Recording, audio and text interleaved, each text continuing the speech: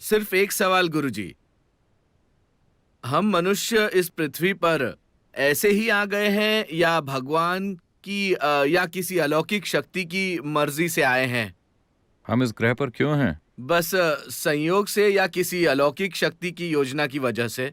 मेरे ख्याल से पृथ्वी भी यही सोच रही है कि ये इंसान यहाँ पर आखिर क्यों आ गए।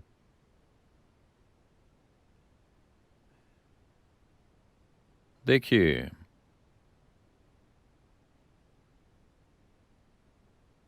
सौर मंडल की बनावट और अंतरिक्ष की ऐसी ही दूसरी प्रणालियां, आकाशगंगाएं वगैरह, ये सब इस रूप में हैं क्योंकि वो ज्यामिति की एक सटीकता तक पहुंच गई है। ज्यामिति यानी अभी पृथ्वी सूर्य के चारों ओर घूम रही है। इसे अपनी सटीक ऑर्बिट मिल गई है, इसीलिए ये लगातार घूमे जा रही है। कोई इंजन इसे नहीं चला रहा। देखिए, हवाई जहाज उड़ रहा है लेकिन उसे इंजन की शक्ति के कारण धक्का मिलता है। इसे कोई धक्का नहीं मिल रहा। ये बस ज्यामिति की सटीकता तक पहुंची और ये घूमे जा रही है। जिस दिन इसने अपनी ज्यामिति की सटीकता खो दी, इसने अपनी ऑर्बिट खो दी, ये गई काम से। तो इस प्रक्रिया में इस ग्रह पर जीवन भी पनपता है।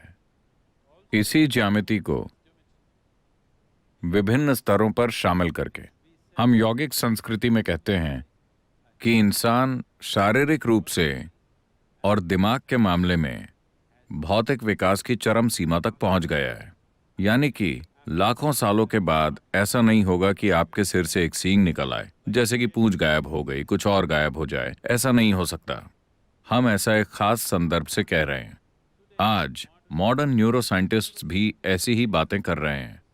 वो कह रहे हैं कि इंसान के दिमाग में न तो न्यूरॉन का आकार बढ़ सकता और न ही अंदर की वायरिंग बढ़ सकती है, क्योंकि भौतिक नियम इसकी अनुमति नहीं देते।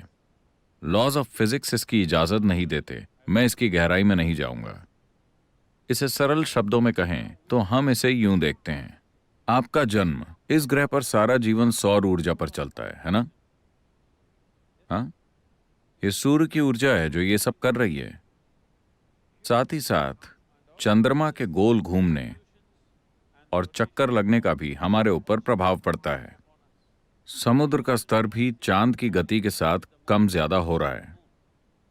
चूंकि हमारी माताओं के शरीर चंद्रमा की परिक्रमा के साथ तालमेल में थे, हम पैदा हुए और अभी हम यहाँ हैं। हाँ, अगर चंद्रमा की 28 दिन की परिक्रमा महिलाओं के शरीर में खुद को न दोहराती तो आप और मैं पैदा ही नहीं हुए होते। तो चूंकि ये उस हद तक पहुंच गया है, हम कहते हैं कि भौतिक नियम इस हद तक पहुंच गए हैं कि इस ग्रह पर जीवन अब और विकसित नहीं हो सकता। आपके पास जो कुछ भी है, आप उसका पहले से बेहतर इस्तेमाल कर सकते हैं। उसी तकनीक का इस्तेमाल करते हुए हमने पहले साधारण फोन, फिर स्मार्टफोन और फिर आईफोन बनाया। इसी तरह हम इसका बेहतर इस्तेमाल करना सीख सकते हैं। लेकिन मूलभूत भौतिक नियम इस प्राणी को और विकसित होने की इजाजत नहीं देंगे।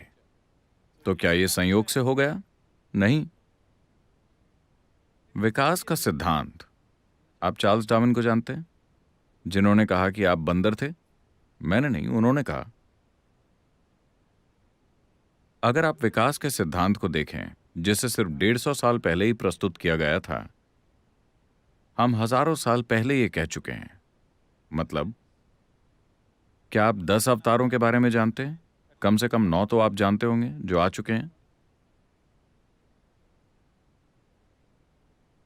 पहला क्या है? मत्स्य अवतार। मत्स्य अवतार का मतलब है मछली या पानी का जीवन। इस ग्रह पर जीवन की शुरुआत पानी के अंदर हुई।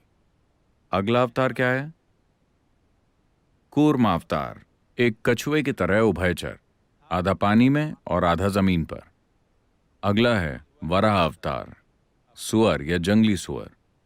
सभी स्तनधारियों में से जंगली सुअर एक ऐसा जानवर है जो अपने शरीर के साथ बहुत मजबूती से जुड़ा होता है। हम जंगल के पास रहते हैं। हम देखते हैं कि आदिवासी लड़के हिरण को एक छड़ी से मार सकते हैं। अगर आप उसे एक छड़ी से मारते हैं तो वो मर जाएगा। गली के कुत्ते हिरण का शिकार कर सकते हैं, पर जंगली सुअर को मारने की आप कोशिश करके देखिए। उसे मारना इतना आसान नहीं है। आप उसे गाड़ी से ठोक दीजिए, उसकी रीढ़ की हड्डी टूट गई, फिर भी वो चला जाएगा, वो रुकेगा नहीं, क्योंकि वो शरीर से मजबूती से जुड़ा होता है। उसका जीवन बहुत शारीरिक है। तो जीवन का अगला रूप था वराह अवतार।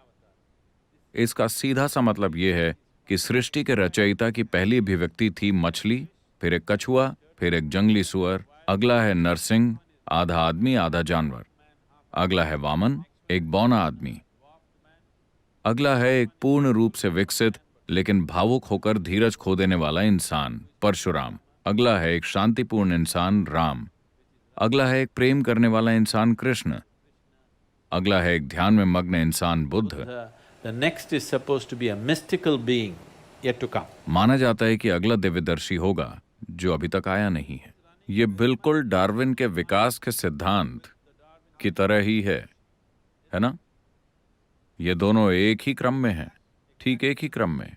डार्विन ने अपना सिद्धांत सिर्फ 150 साल पहले प्रस्तुत किया था। यही बात 12 से 15 हजार साल पहले कही जा चुकी है। खुद आदि योगी ने इसके बारे में बताया था। तो अगर आप जीवन पर गौर करते हैं तो आप साफ साफ देख सकेंगे कि जो निर्जीव है उससे जीवन प्रकट हुआ और फिर उससे जीवन का विकास हुआ। हमने इसे हमेशा इसी तरह से देखा है। हमने हमेशा जाना है कि जीवन विकसित हुआ है। आप जिस भी मंदिर में जाते हैं वहां एक सांप होता है। ऐसे प्रतीक कई जगहों पर हैं क्योंकि आज भी आपके दिमाग के एक हिस्से में रेंगने वाले जीव का दिमाग है। आप जानते हैं कि आपके दिमाग का केंद्रीय मुख्य भाग अभी भी रेप्टिलियन ब्रेन है और यह आज भी काम करता है। हमारे पास योग में अलग अलग अभ्यास हैं कि कैसे इस रेप्टिलियन ब्रेन से परे जाया जाए और सेरेब्रल कॉर्टेक्स को काम करने दिया जाए। और आज हमारे पास वैज्ञानिक प्रमाण हैं।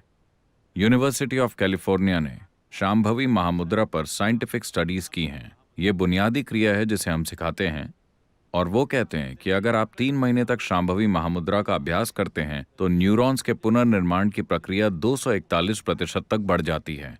आज तक किसी भी तरह की रिसर्च के इतिहास में इस तरह की बढ़ोतरी दर्ज नहीं की गई है। सिर्फ 21 मिनट के एक आसान से अभ्यास से आपके दिमाग के काम करने की क्षमता 241% बढ़ जाती है और न्यूरॉन्स का पुनर्निर्माण होता है। इसका मतलब है कि जैसे जैसे आपकी उम्र बढ़ेगी आप ज्यादा बुद्धिमान होते जाएंगे। आमतौर पर जवान लोग सोचते हैं कि आप मूर्ख होते जा रहे हैं। हाँ, आपका दिमाग असल में बढ़ रहा है। समझे आप? ये हर दिन बेहतर हो रहा है। अब वैज्ञानिक प्रमाण भी मौजूद हैं। हम हमेशा से ये जानते थे, पर आज एक मीटर को ये कहना पड़ता है। अगर कोई इंसान कहता है तो ये सच नहीं है। अगर कोई इंसान कहता है तो बात भरोसे के लायक नहीं है। किसी मीटर को ये कहना होगा। अब मीटर भी कह रहे हैं कि बस 21 मिनट का अभ्यास करने से आपका दिमाग असल में बढ़ रहा है। और आप मीटर पर यकीन मत कीजिए। आप बस 3 महीने तक ये अभ्यास कीजिए और देखिए, आप पाएंगे कि अचानक आपका दिमाग कितना स्पष्ट और कितना तेज हो जाएगा।